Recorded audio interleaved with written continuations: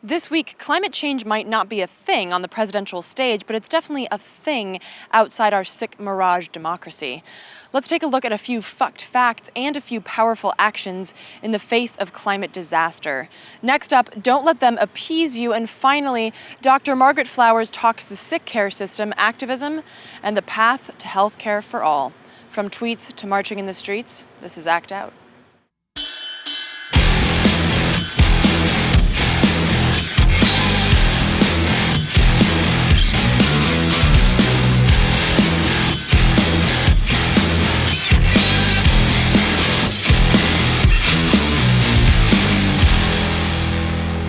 Welcome to Act Out. I'm Eleanor Goldfield, and this is your tipping point. Let's start off this week with a few fucked facts and some silver linings.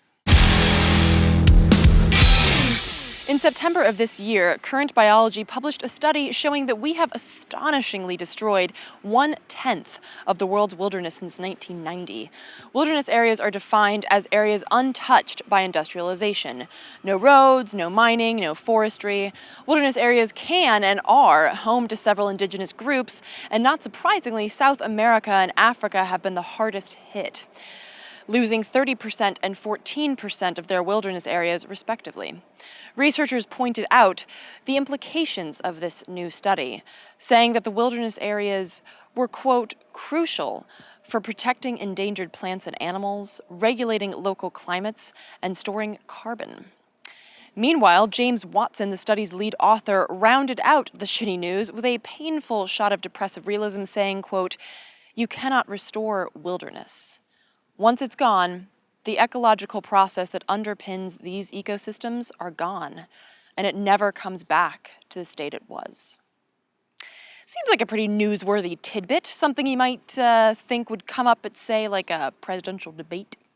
However, climate change has been horrifically absent from the presidential debates. I think the closest we got was in the vice presidential debate, where Pence continuously lamented the war on coal, and Clinton accusing Donald of tweeting a Chinese conspiracy theory and making a short comment about it while talking fracking. To both the believers in the war on coal and any Chinese conspiracy of climate destruction, just look at this image. Take your time. In actuality, both major party platforms are embarrassingly weak on the issue of climate change. Trump by way of not believing it, and Clinton by way of peddling fracking as a clean alternative through speeches and dealings worldwide. Meanwhile, corporate media obligingly avoids any question on climate change or indeed any mention of it, even in the face of one of the strongest, most torrential storms on record. It's just a simple, wow, this is fucked. Take cover. Back to you with the sports, Bob. So, ready for some silver lining. Well, last Monday, 4 activists were arrested after a 17-hour sit-in inside pipes set to cross under the Hudson River as part of the Spectra AIM pipeline, an expansion fracked gas pipeline that seeks to promote the use and extraction of shale gas, a greenhouse gas that is 86 times more potent than carbon dioxide over a 20-year period. Furthermore, as activist Mackenzie McDonald Wilkins put it in his statement, if completed, the line would pass within 150 feet of schools, homes, and the Indian Point nuclear power plant, which is a major concern because fracking has this nasty history of causing fucking earthquakes in places like Texas, where between 1975 and 2015, only 13% of earthquakes over a magnitude 3 on the Richter scale were natural. The others have been attributed to the oil and gas industry. Now, imagine a magnitude 3 quake only a few hundred feet away from a nuclear power plant. And this might not sound like a silver lining, but as I have mentioned before, direct action and continued pressure are the only things that keep dumb shit decisions like this one from becoming a horrific reality. Hearing about actions like this one and duplicating them is what stands between us and essentially a nuclear power plant on a fracking fault line.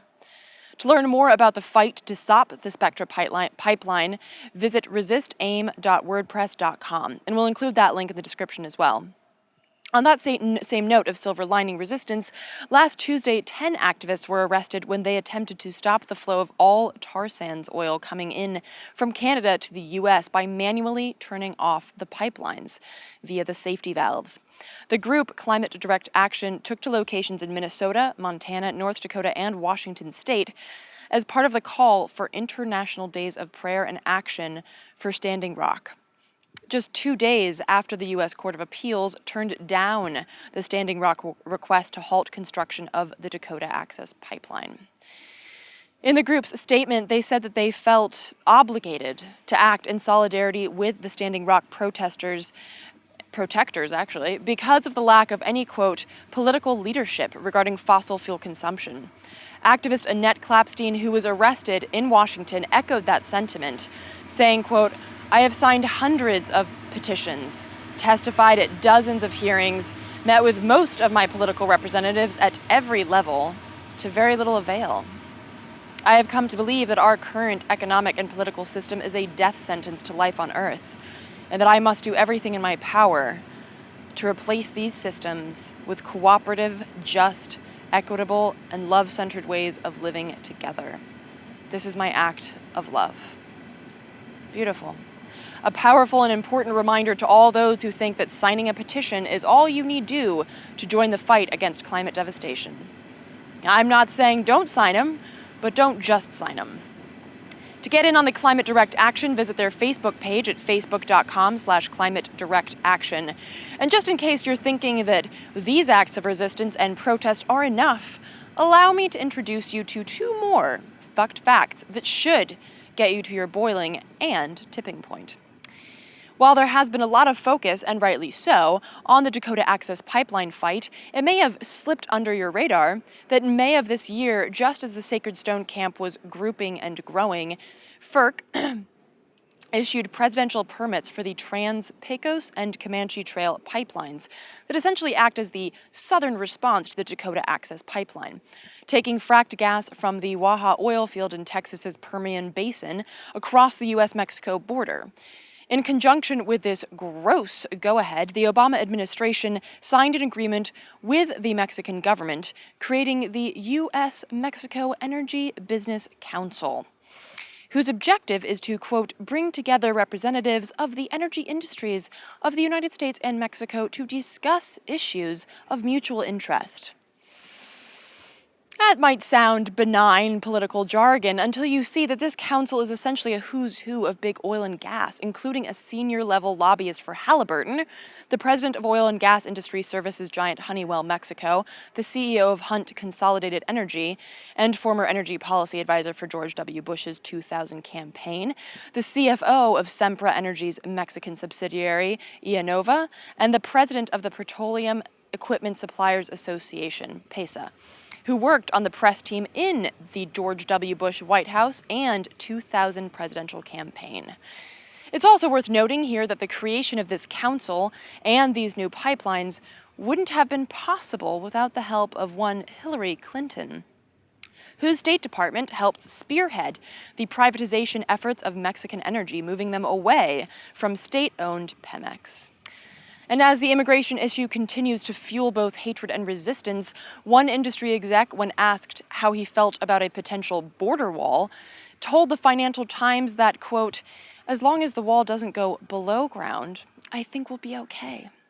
In other words, big oil and gas will prevail.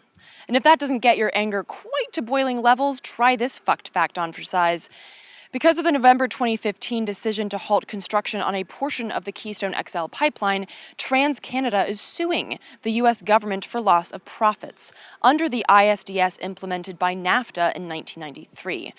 The company is seeking $15 billion in retribution to be paid by you and me. But wait, there's more.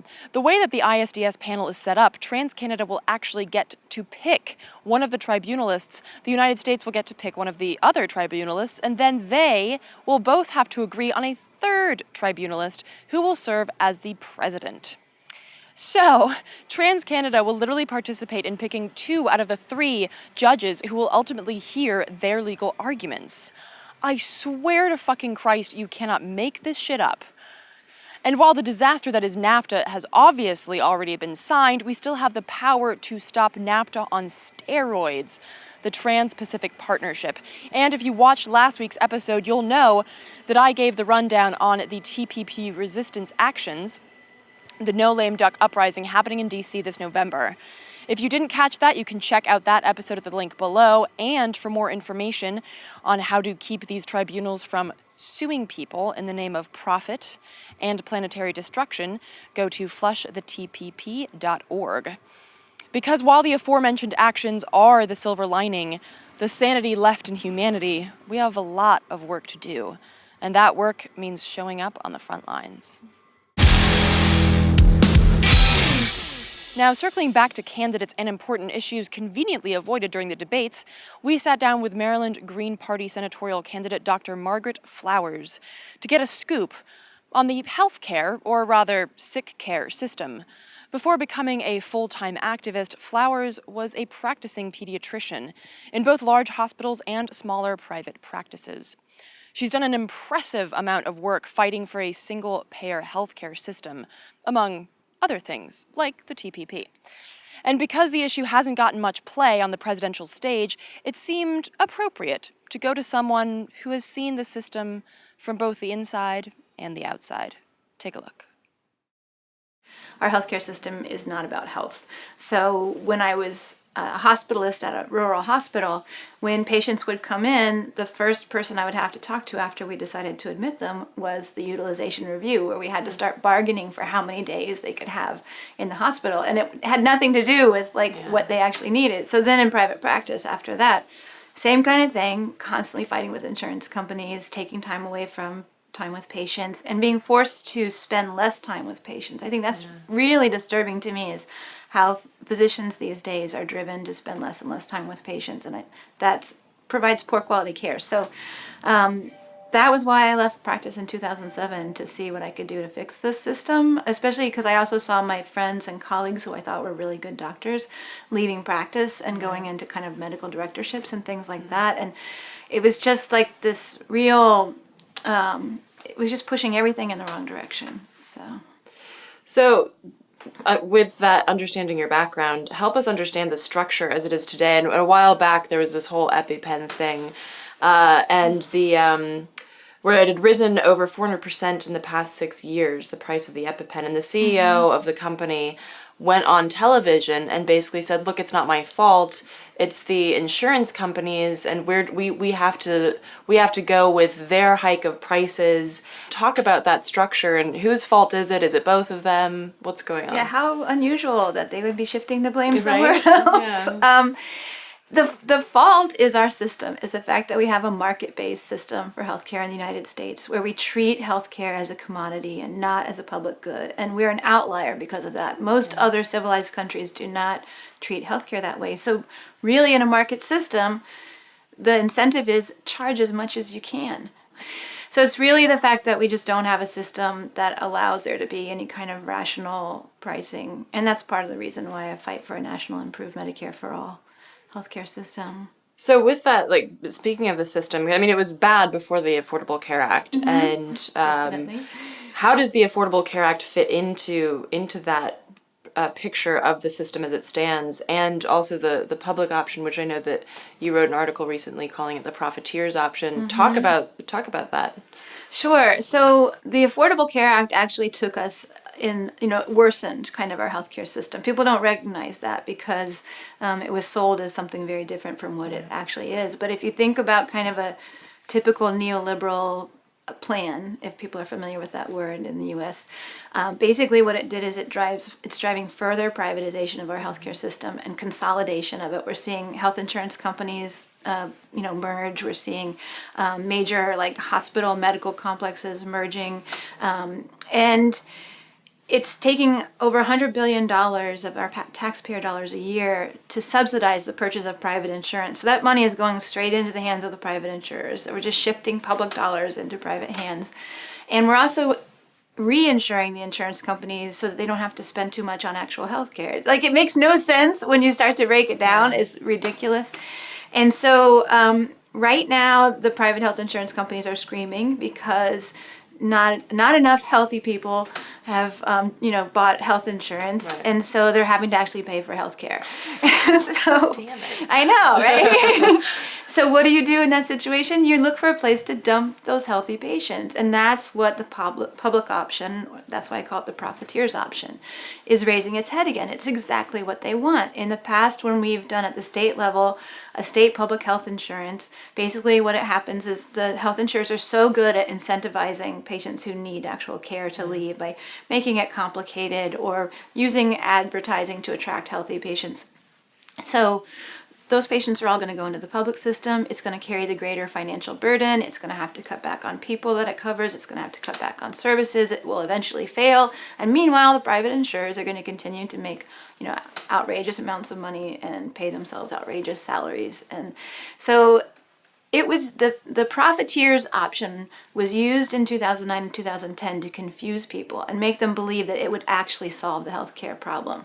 But we have to recognize that that's not true, and that it's just another insurance and a morass of insurances. And one of our biggest problems is that we spend so much money on paperwork, and adding another insurance just adds more paperwork and complicates the system more. We need to just say, we can't be fooled. We have to just say, no, we're going to fight for a single payer national improved Medicare for all instead. So, and that's what's so interesting, because the ACA is far more bureaucratic than Medicare for All would be, not just because of the mandatory insurance or penalties paid that, if you don't choose to use insurance, but the billions spent, about $400 billion a year on insurance company operating costs. Talk about, I don't even understand how you can spend so much money on operating costs. What are these operating costs, and talk about how Medicare for All would ease all of this and actually end up saving us so much money.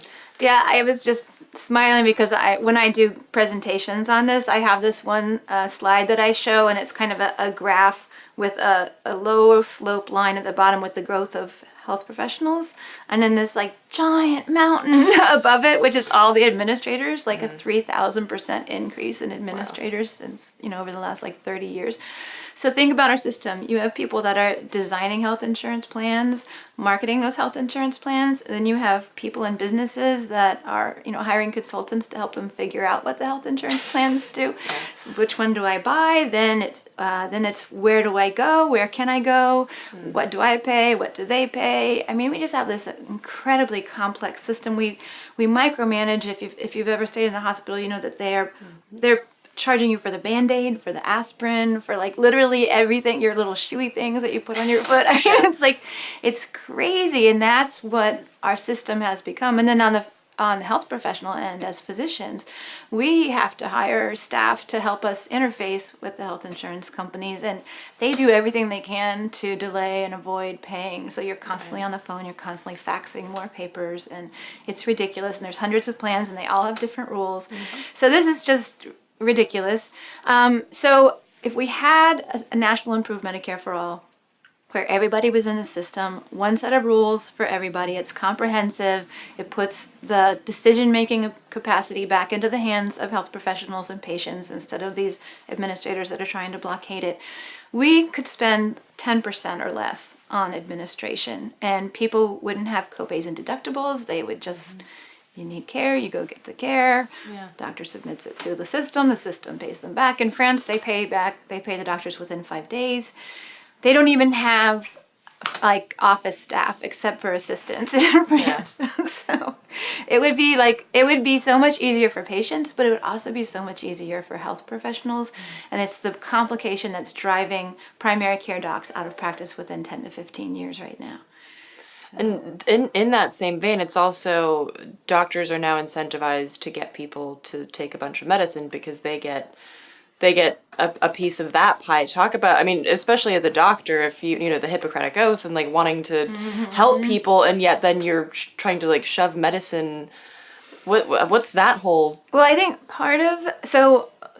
another big problem in this country is the direct to consumer advertising. So we have pharmaceutical companies that are having ads everywhere telling people that if you don't feel perfect and the sky's not sunny all day and you're not bouncing through the flowers, that you need something. And so patients come in with a preconceived idea that they need something. Doctors don't have the time to really sit down and talk to them and run through it. Patients want something, they're not going to feel satisfied. They're not going to come back if they don't leave the office with something. But doctors also want to do something and they don't have a lot of time. So it has really created this situation where we're using way too many medications. And they actually send pharmaceutical representatives in to shadow the physicians in their offices and like actually see how they interact with patients. And are they reporting back like they didn't prescribe this medication? Yeah. And they're getting pharmaceutical data from the pharmacist so that they can say to a physician, hey, we sent you to this conference, we paid for your nice hotel and your car, but we're looking at your prescribing rate and it's not very high. So yeah, it's really messed up for sure. Clearly. Thinking about how much of a mess this is on both sides, big pharma and our system in terms of insurance, is single payer something that can be done in one fell swoop, or do we have to take steps? Like, would there be something like a legitimate Affordable Care Act that would be a step in the right direction, or is this just one? It's one. Yeah, for decades now, because I've been looking into this, we've tried to tweak the current system, and every single time we've done it, it has failed. We continue in the same path. And so the lowest incremental step that we can take right now is to just immediately expand, a national, traditional, publicly financed Medicare to every single person. That gives us the ability to simplify the administration, which gives us the cost savings so that we can provide comprehensive benefits. It allows us to negotiate for fair prices for services and pharmaceuticals, and it also allows us to give hospitals operating budgets so that they're not having to micromanage everything, and they can just focus on taking care of patients that walk in the door so that there's much more clinical interaction. So, this is always that question that, you get from the naysayers who say what won't work. And you hear about this a lot with the environment, like, well, what are you going to do with all the people who work on pipelines? So this would cause an enormous shift also in terms of jobs and the economy that's built on, pharmaceutical reps and all those people with the stacks of paper that they don't need to have. What happens with that huge section of the job market? So a couple of things. One is that we still will have a lot of need for people to be involved in the healthcare system, both administering it, but also providing direct care. We don't have enough people that are doing home care, social workers, case managers, all these things that actually create an optimal healthcare system. I also think that health professionals that have gone into the system to do administrative work because they're so frustrated with providing care, hopefully a lot of them will come back into the system. The legislation that we support, HR 676, Expanded and Improved Medicare for All Act, actually has provision so anybody who's displaced from the healthcare system because of the law gets 2 years for retraining and salary support. And they're also prioritized to be hired into the system. But there was also an economic study that was done in 2009 by it was a group out in California that did it. And they basically looked at the big picture and found that if we did a single payer healthcare system, it would create more than 2 million jobs. Right. And part of that is also because, think about it, when people have discretionary funds that they're not, paying insurance premiums and out-of-pocket costs, people will actually have money to spend, and they'll spend it on food and clothing and all these things, and that actually creates a stimulus from the bottom up. So yeah, there's a lot of pluses to it. Yeah, and not obviously just in the healthcare system, and being free to leave your job and not having to worry about whether your healthcare would transfer. If people want to form new businesses, they can be free to do that. It's really like, for people that are like libertarian, when we talk about like the freedom of choice, freedom to live your life the way you want to, a lot of them actually get it. Yeah, because again, going back to the bureaucracy, like nothing irritates a libertarian more than the bureaucracy of the government. And if you take out all that red tape, then, Yeah. And when people think that, well, this can't be done, we've been trying for 100 years, there's no way we can do this. I look at like the political reality versus the reality. So the reality is we have a healthcare crisis, and that's exists, it's not going away.